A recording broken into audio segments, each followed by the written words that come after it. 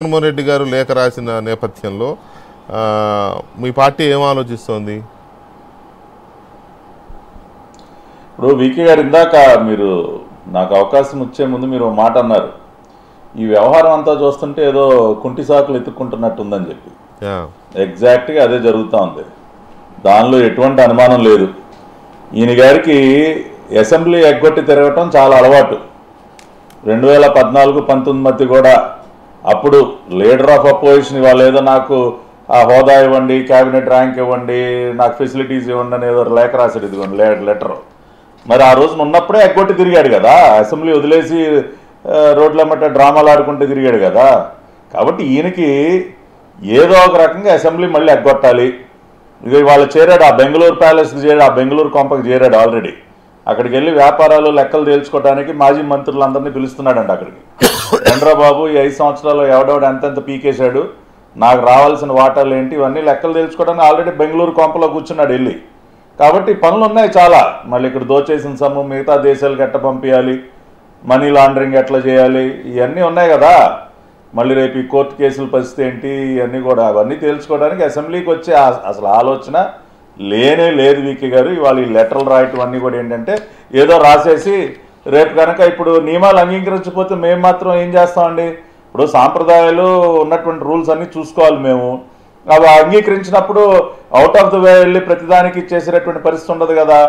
ఏదో ఒక సాబు చెప్పి ఇదిగో నాకు ఇదేదో ఇవ్వలేదు, ఈ కిరీటం పెట్టలేదు, నాకు ప్రజలు మొక్కాన్ని ఉమ్మేసినా కూడా ఇంకా సిగ్గు లేకుండా ఇటువంటి లెటర్లు రాసి ఇంకేదో కిరీటాలు పెట్టాలంట.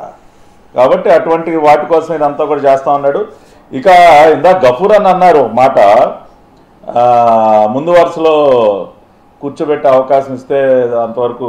ఇప్పుడు మొన్ననే వైఎస్ఆర్ కాంగ్రెస్ పార్టీ అంతర్జాతీయ కార్యదర్శి అనుకుంటా సీమరాజా గారు, ఆయన కూడా మొన్న ఏదో మాట్లాడుతూ ఉన్నాడు, అరే మనవాడికి కనీసం ఫ్రంట్ రోలో అన్న ఏంట్రా బాబు, మరి వెనకమాల రోలో చాలా ఇబ్బంది పడిపోతా ఉన్నాడు అని అంతర్జాతీయ కార్యదర్శి మొన్న ఏదో వీడియో కూడా పెట్టాడు.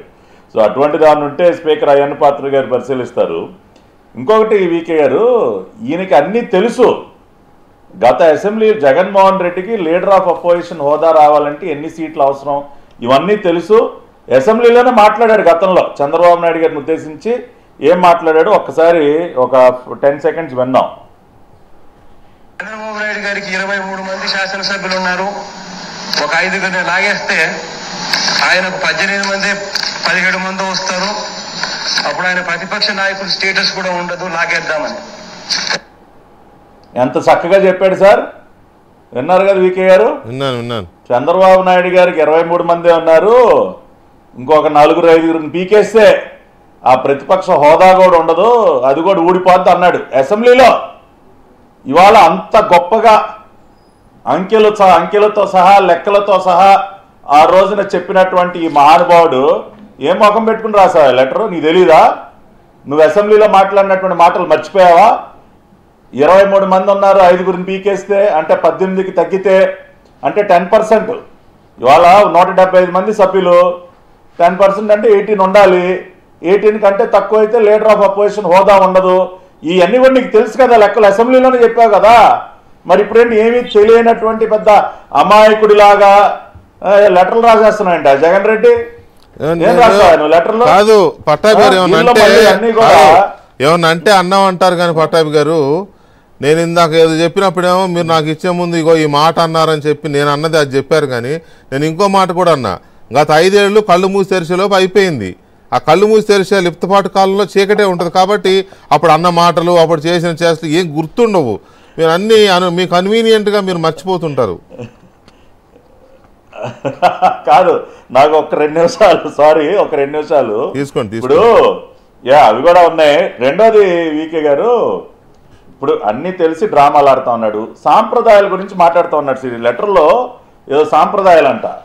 ఇప్పుడు అసెంబ్లీలో సాంప్రదాయం ప్రకారం శాసన సభాపతి